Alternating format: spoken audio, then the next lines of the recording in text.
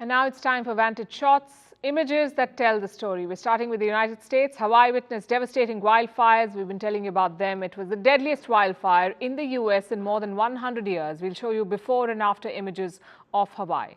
Meanwhile, a video from Arizona is going to unlock a new fear for you. A woman came home to a giant snake camping in her toilet. And the sky across the Balkans was lit up with meteor lights. You don't want to miss this. Finally, we're taking you back in history. Like I said at the beginning of the show, it's not just India's Independence Day today.